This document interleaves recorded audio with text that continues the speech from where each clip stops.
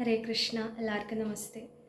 കർക്കിടക മാസത്തിൻ്റെ ആ നീണ്ട ഇടവേളയ്ക്ക് ശേഷം നമ്മൾ വീണ്ടും നമ്മുടെ നാരായണീയ അർച്ചന തുടരുകയാണ്. കഴിഞ്ഞ പ്രാവശ്യം നമ്മൾ പറഞ്ഞിരുന്ന കഥ 54-ാമത്തെ ദശകത്തിലെ കഥയാണ്. കാളിയമർദ്ദനത്തിന് തൊട്ടു മുമ്പ് ഭഗവാൻ ആ കാളിന്തി തീരത്തേക്ക് എത്തിയിട്ട് ഉണ്ടായിട്ടുള്ള കഥകളാണ് നമ്മൾ കഴിഞ്ഞ ദശകത്തിൽ പറഞ്ഞത്. കഴിഞ്ഞ ദശകത്തിൽ ആ കാളിയമർദ്ദനം എന്ന് പറയുന്ന കഥാഭാഗത്തിൻ്റെ തുടക്കമാണ് നമ്മൾ കുറിച്ച് വെച്ചത്. അത് കഴിഞ്ഞ് കർക്കിടക മാസത്തിലെ ഉടനീളം ഉണ്ടായിരുന്ന രാമായണ പാരായണം കാരണം തൽക്കാലം നമുക്ക് നിർത്തിവെക്കേണ്ടി വന്നു. എന്തായാലും ഈ വ്യാഴാഴ്ച മുതൽ നമുക്ക് ആ ബലമേ വൈകുണ്ഠ എന്ന് പറയുന്ന ആ ഉദ്യമത്തിലെ അടുത്ത പുഷ്പം ആയിട്ടുള്ള 55-ാമത്തെ ദശകം ഭഗവാന്റെ കാൽക്കൽ സമർപ്പിക്കാൻ ശ്രമിക്കാം. അതിനായി ഭഗവാൻ നമ്മളെ അനുഗ്രഹിക്കട്ടെ എന്ന് പ്രാർത്ഥിക്കുകയാണ്. അഖിലാനപരാധാന്മേ ക്ഷമസ്വ കരുണാനിധേ പ്രസീദ മദ്ഗുരോ നാഥ ജനകായ നമോ നമ. നിൽക്കട്ടെ പേറ്റുനോവിൻ കഥ രുചി കുറയും കാലമേറും ചടപ്പും പൊയ്ക്കോട്ടെ. കൂട്ടിടേണ്ട മലമതിലൊരു കൊല്ലം കിടക്കും കിടപ്പും. നോക്കുമ്പോൾ ഗർഭമാകും വലിയ ചുമടെടുക്കുന്നതിൻ കൂലി പോലും. തീർക്കാവല്ലെത്ര യോഗ്യൻ മകനും അതു നിലയ്ക്കുള്ളൊരമ്മേ തൊഴുന്നിൻ. വക്രതുണ്ട മഹാകായ സൂര്യകോടി സമപ്രഭ നിർവിഘ്നം കുരു മേ ദേവ സർവകാര്യേഷു സർവദാ. ഗുരുവര കരുണാലേശമുണ്ടെന്നു വന്നാൽ ഒരുവനും ഒരു കാര്യം സാധ്യമല്ലാതെയുണ്ടോ. പരമതിലൊരു ദൈവം മറ്റെനിക്കില്ല പാർത്താൽ പരമശിവനതാം ആചാര്യനെ കൈ തൊഴുന്നിൻ. ഓം ജനകായ നമ. ഓം ജനയിത്രേ നമ. ഓം ഗം ഗണപതയേ നമ. ഓം ഗും ഗുരുഭ്യോ നമ. അപ്പോൾ 55-ാമത്തെ ദശകത്തിൽ സുപ്രസിദ്ധമായിട്ടുള്ള കാളിയമർദ്ദനം എന്ന് പറയുന്ന കഥയാണ് പറയണത്. നമ്മൾ 54-ാമത്തെ ദശകം പറഞ്ഞിട്ടുണ്ടായിരുന്നു ഈ കഥ 2-3 ദശകങ്ങളിലായിട്ടാണ് പറയണത്. അപ്പോൾ 54-ാമത്തെ ദശകത്തിൽ നമ്മൾ അതിൻ്റെ തുടക്കം കുറിക്കുകയാണ് ചെയ്തത്.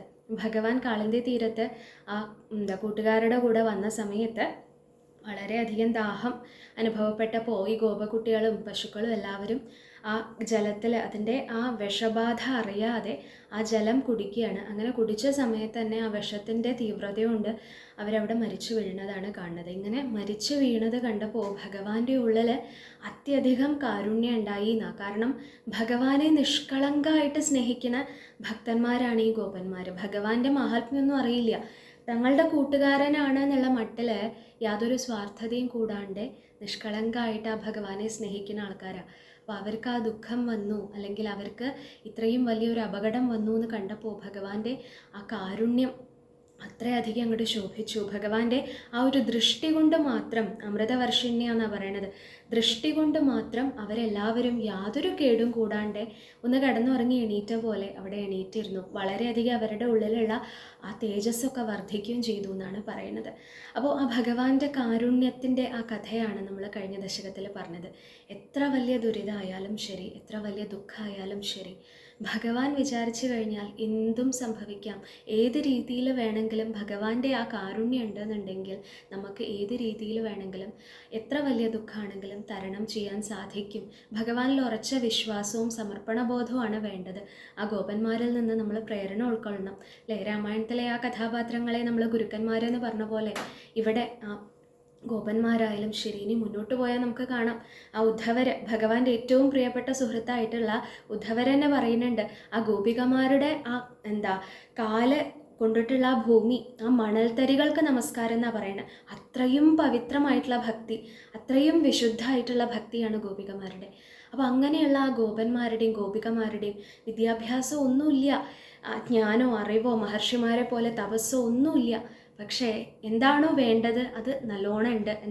ആത്മാർത്ഥമായിട്ടുള്ള സ്നേഹം, ആത്മാർത്ഥമായിട്ടുള്ള ഭക്തി, ഭഗവാനോട് നിഷ്കളങ്കമായിട്ടുള്ള പ്രേമം, അതാണ് ഭഗവാൻ ഏറ്റവും ഇഷ്ടം. അതെ, എന്ത് കൊടുത്താലും ശരി അതിൽ ശുദ്ധാശുദ്ധികൾ, അല്ലെങ്കിൽ ഇന്നത് വേണം, ഇന്ന ചിട്ട, മറ്റത് മറിച്ചതെന്നൊക്കെ നമ്മൾ പറയും. അതൊക്കെ അറിയണതിനനുസരിച്ച് ചെയ്യുന്നതിന് വിരോധമുണ്ട് എന്നല്ല പറഞ്ഞത്. പക്ഷേ അതൊന്നും ഇനി അഥവാ സാധിച്ചില്ല എന്നുണ്ടെങ്കിലും ആ ആത്മാർത്ഥമായിട്ട് ഭഗവാനെ എന്നെക്കൊണ്ട് ഇത്രേ സാധിച്ചുള്ളൂ, ഇത് ഭഗവാൻ സ്വീകരിക്കണേ, എൻ്റെ ആ ഹൃദയത്തിലെ ആ ഒരു ഭക്തി എന്നുള്ളത് മാത്രമേ എനിക്ക് തരാനുള്ളൂ എന്നുള്ള മട്ടിൽ നമ്മൾ കൊടുക്കുകയാണെങ്കിൽ ഭഗവാൻ സന്തോഷത്തോടെ സ്വീകരിക്കും എന്നുള്ളതാണ് നമുക്ക് മനസ്സിലാക്കാനുള്ളത്. അപ്പോൾ അങ്ങനെയുള്ള ആ ഗോപന്മാരുടെയും ഗോപികമാരുടെയും ഭക്തി അത് നമുക്ക് പ്രേരണയാണ്, ഗുരുക്കന്മാർ തന്നെയാണ് അവർ. അങ്ങനെയുള്ള അവരോട് എന്തുകൊണ്ടാണ് ആ കാരുണ്യം തോന്നിയത് എന്നാണ് പറയാൻ വേണ്ടി ഇത്രയും പറഞ്ഞത്. എന്തായാലും ആ കഥയിലേക്ക് നമ്മൾക്ക് കടക്കാം. അവരെ രക്ഷിച്ചു എന്ന് പറഞ്ഞു.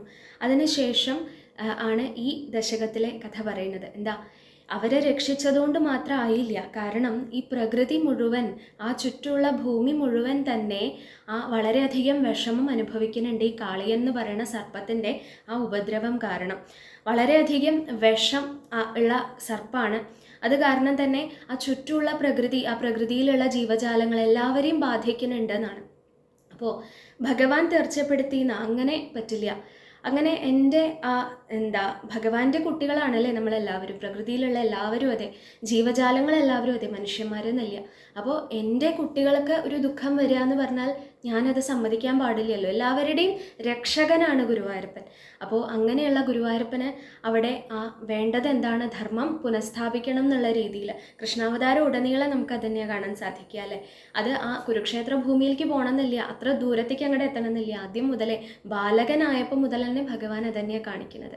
ഇന്നും നമ്മൾ ഓരോരുത്തരുടെ ജീവിതത്തിൽ കൃഷ്ണൻ എന്നുള്ള രൂപത്തിൽ ഭഗവാൻ മറിഞ്ഞിരിക്കാം, സ്വധാമഗമനം സംഭവിച്ചിരിക്കാം ദ്വാപരയുഗത്തിൽ. പക്ഷേ നമ്മൾ എപ്പോഴാണോ ഭഗവാനെ മനസ്സിൽ കൊണ്ടാടുന്നത് അപ്പോഴൊക്കെ ഭഗവാന്റെ സാന്നിധ്യമുണ്ട്. അപ്പോൾ അതേ രീതിയിൽ തന്നെ ഇന്നും ആ ധർമ്മ സംസ്ഥാപനം ഭഗവാൻ ചെയ്യണം. എന്തായാലും ഇവിടെ കാളിയനെ ഇവിടെ ഇങ്ങനെ നിർത്തിയാൽ ശരിയാവില്ല, കാളിയൻ്റെ ഈ ഉപദ്രവം നിർത്തലാക്കണം എന്നുള്ള മട്ടിൽ അത് തീരുമാനിച്ചുകൊണ്ട് ഭഗവാൻ ഈ കാളിന്തി തീരത്ത് ഒരു കടമ്പ വൃക്ഷം ഉണ്ടായിരുന്നു എന്നാണ് പറയണത്. ആ വൃക്ഷത്തിൻ്റെ നേർക്ക് നടന്നു തുടങ്ങി എന്നാണ് പറയണത്. എങ്ങനെയുള്ള വൃക്ഷമാണ്, ഈ വിഷക്കാറ്റേറ്റിട്ട് കാളിയൻ്റെ വിഷക്കാറ്റേറ്റിട്ട് ഈ വൃക്ഷങ്ങളിലെ ഇലകളൊക്കെ അവിടെ ഉണങ്ങി ഇല്ലാണ്ടായിട്ടുണ്ട്. ഇലകളൊന്നും ആകെ ഇലകളൊന്നും ഇല്ലാണ്ട് ശോഷിച്ചും കൊണ്ടൊരു വൃക്ഷമാണ് അവിടെ നിൽക്കുന്നത്. അങ്ങനെയുള്ള ആ വൃക്ഷത്തിൻ്റെ മുകളിലേക്ക് ഭഗവാൻ തൻ്റെ ആ ആ തളിര് ആയിട്ടുള്ള ആ കാലുകൾ വെച്ചിട്ട്, ഭഗവാന്റെ ആ മൃദുവായിട്ടുള്ള കാലുകൾ ഓരോന്നായിട്ട് ആ വൃക്ഷത്തിൻ്റെ മുകളിലേക്ക് വെക്കുമ്പോൾ പുതിയ പുതിയ തളിരുകൾ, ഇലകൾ അതിൻ്റെ മുകളിൽ ഉണ്ടാവുകയാണോ എന്ന് തോന്നിപ്പോകുന്നതാണ്. കാരണം ഭഗവാൻ എന്ന് പറഞ്ഞാൽ തന്നെ ഭഗവാന്റെ കൂടെ ലക്ഷ്മി ദേവിയും പോരുന്ന. അതാണ്, ലക്ഷ്മിയെ വേറെ ആരാധിക്കേണ്ട ആവശ്യമില്ല. സകലവിധ ഐശ്വര്യങ്ങളും സകലവിധ സമ്പദ് സമൃദ്ധികളായാലും ശരി, എന്തുവിധ ഐശ്വര്യങ്ങളായാലും ശരി, ആ ഭഗവാൻ എവിടെയാണോ ഉള്ളത് കൂടെ ലക്ഷ്മി ഉണ്ടാവും. അപ്പോൾ ഭഗവത് ഭക്തന്മാരുടെ കൂടെ സദാ ആ ഐശ്വര്യം ഉണ്ടാവും എന്ന് പറയുന്നതിൻ്റെ കാരണവും അത് തന്നെയാണ്. അങ്ങനെ ഇവിടെ അതെ ആ വൃക്ഷം അവിടെ ആകെ ശോഷിച്ച് നിൽക്കുകയാണെന്നുണ്ടെങ്കിലും ആ ഭഗവാന്റെ കാലം അങ്ങോട്ട് ആ വൃക്ഷത്തിൻ്റെ മുകളിലേക്ക് വെച്ച സമയത്ത് അവിടെ പുതിയ തളിരുകൾ ഉണ്ടാവണ പോലെ അനുഭവപ്പെട്ടുവോ എന്ന് ഇവിടെ കവിയുടെ ഭാവന കാണാൻ സാധിക്കും. എന്തായാലും അങ്ങനെ ആ വൃക്ഷത്തിൻ്റെ മുകളിലേക്ക് കയറി ചെന്നു. എന്നിട്ട് എന്താ ചെയ്തത്, ആ ഉയരത്തിൽ നിന്ന് ഭഗവാൻ ഇവിടെ ആ കാളിന്തി ഇങ്ങനെ വളരെയധികം ശക്തിയോടുകൂടി തിരമാലകളോടുകൂടി വന്നുകൊണ്ടിരിക്കുന്ന ആ കാളിന്തി നദിയാണ് താഴെ. ആ കാളിന്തി നദിയിലേക്ക് ഒരൊറ്റ കുതിപ്പ് അങ്ങോട്ട് ചാടി എന്നാണ് പറയുന്നത്, വെള്ളത്തിലേക്ക്. അങ്ങനെ ഭഗവാൻ അങ്ങോട്ട് ചാടിയ സമയത്ത് ആ ജലം മുഴുവൻ അങ്ങോട്ട് ഒരു പ്രളയജലം പോലെ ആകെ അങ്ങോട്ട് ഇളകി മറിഞ്ഞ് ഒരു 100 വിൽപ്പാട് ദൂരത്തേക്ക് ആ ജലത്തിൻ്റെ പ്രവാഹം ശക്തിയോടുകൂടി മുന്നോട്ട് വന്നു എന്നാണ് പറയുന്നത്. അതായത് ആ നദിയുടെ അകത്തട്ടിലേക്ക് വരെ ആകെ ഒരു ചലനം ഉണ്ടായി എന്നാണ് പറയുന്നത്. ശബ്ദവും കോലാഹലവും ചലനവും ഒക്കെ ഉണ്ടായി. എന്തുകൊണ്ടാണ് അത് വീണ്ടും ഇവിടെ മേൽപ്പത്തൂർ പറയുന്നുണ്ട്.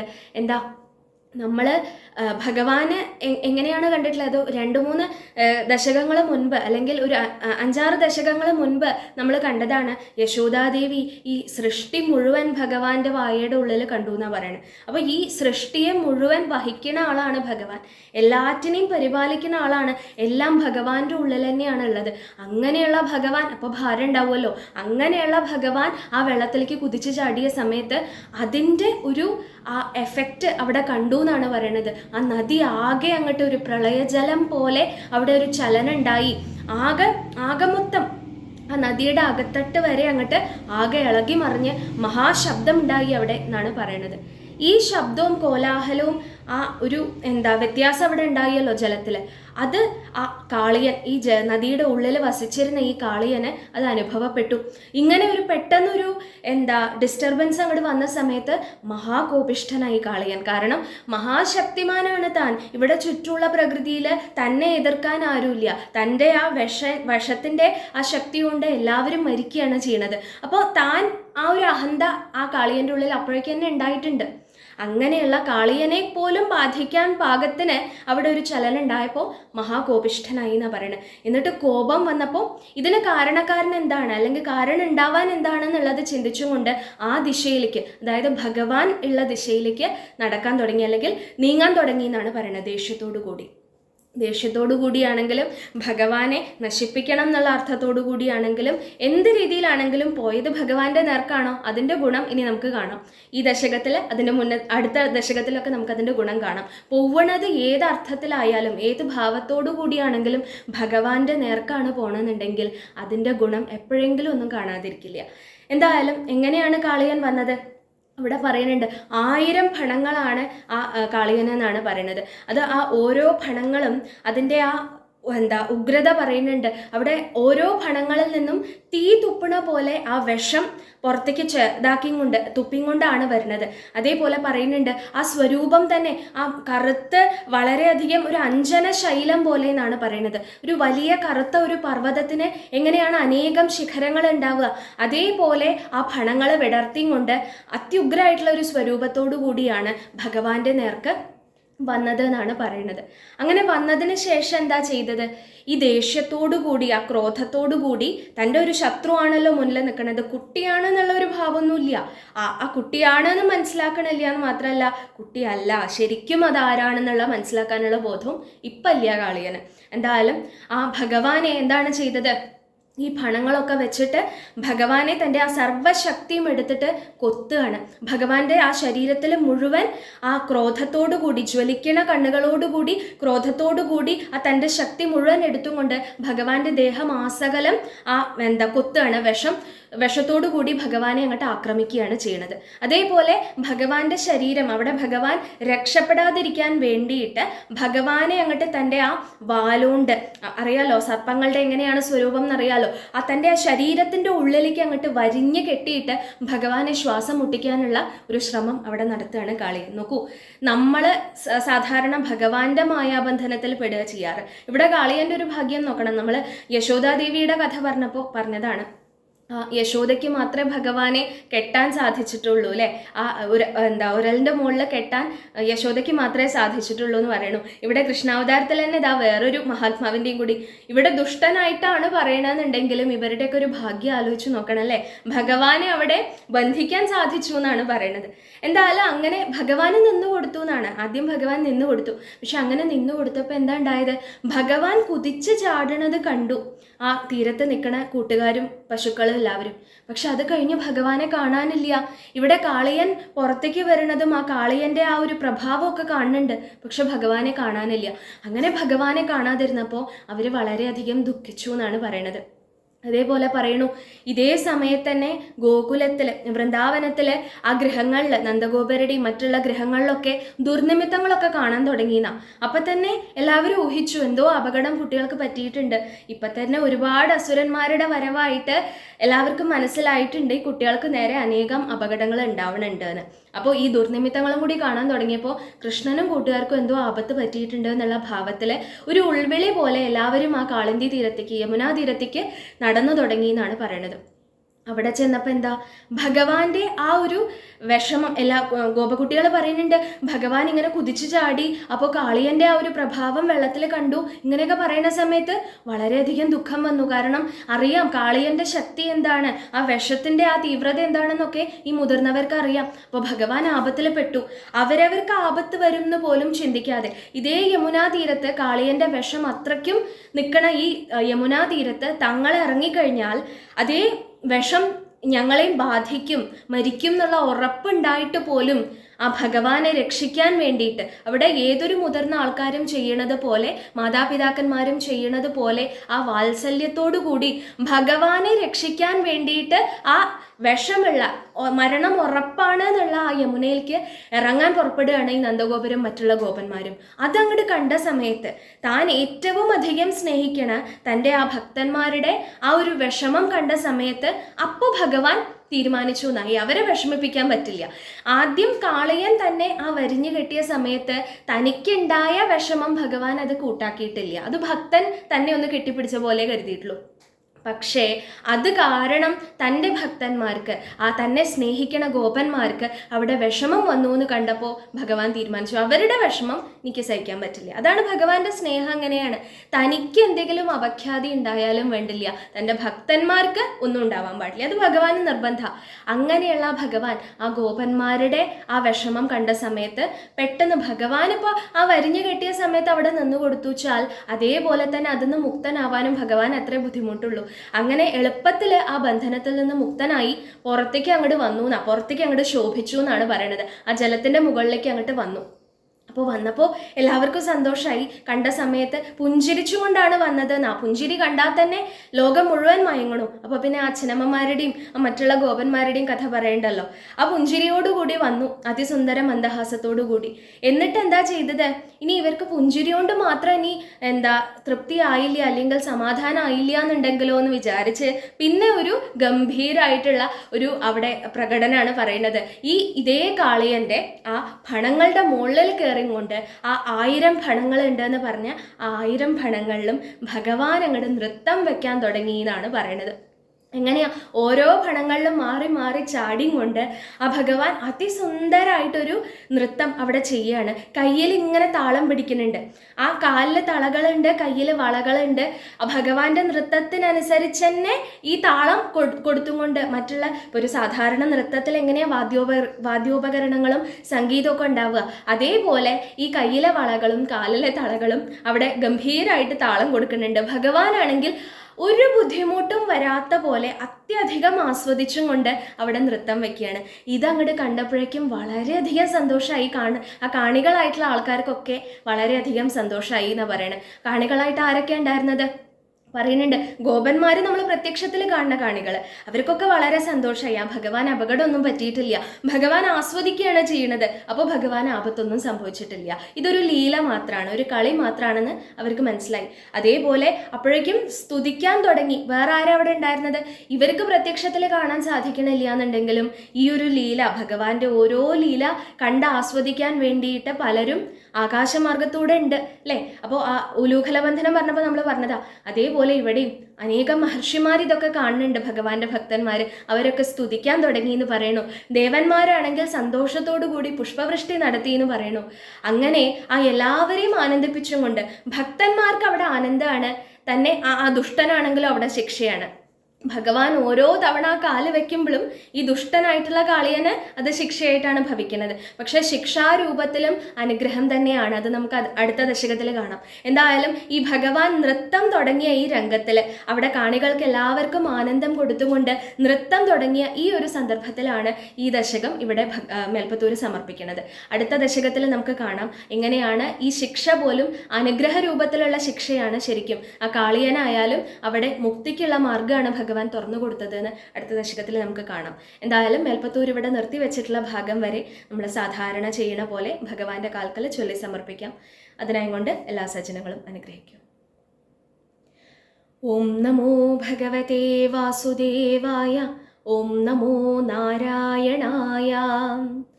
അഥവാരിണി ഘോരതരം ഫണിനം പ്രതിവാരയിതും കൃതധീർഭഗവൻ ദ്രുതമാരിധതീരഗണീപതരും വിഷമാരുതശോഷിത പർണചയം അധിരുഹ്യ പദാംബുരുഹേണ ചതം നവപല്ലവതുല്യമനോജ്ഞരുചാ ഹ്രദവാരിണി ദൂരതരം ന്യപത പരിഘൂർണിതഘോര തരംഗഗണേ ഭുവനത്രയഭാരഭൃതോ ഭവതോ ഗുരുഭാരവികമ്പി വിജൃംഭിജലാ परिमज्जयति स्म धनुःशतकं तडिनी झटिति स्फुटघोषवती अथ दिक्षु विदिक्षु परिक्षुभित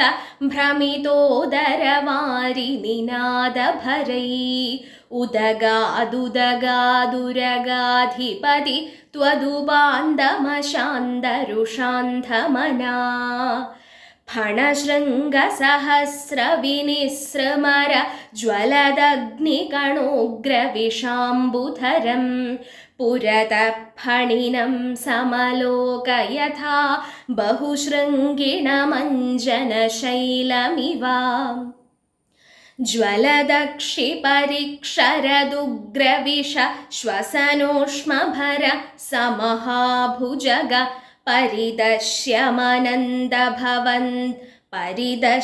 भवन्दमनन्दबलं समवेष्टयदा स्फुटचेष्टमहो अविलोक्य भवन्दमथाकुलिते तडगामिनि बालकधेनुगणे व्रजगेहतलेऽप्यनिमित्तशतं समुदीक्ष्य गता यमुनां पशुपा अखिलेषु विभो भवदीयदशामवलोक्य जिहासुषु जीवभरं फणिबन्धनमाशु विमुच्य जवादुदगम्यतः सजुषा भवता अधिरुह्य ततः फणिराजफणान् ननृते भवता मृदुपादरुचा कळशिञ्जितनूपुरमञ्जुमिळत् करकङ्कणसङ्कुलसङ्क्वणितम् जहृषुः पशुपास्तुतुषुर्मुनयो ववृषुः कुसुमानि सुरेन्द्रगणा त्वयि नृत्यति मारुतगेहपते परिपाहि स मां त्वमदान्दगदात्. ഗുരുവായൂരപ്പ ശരണം.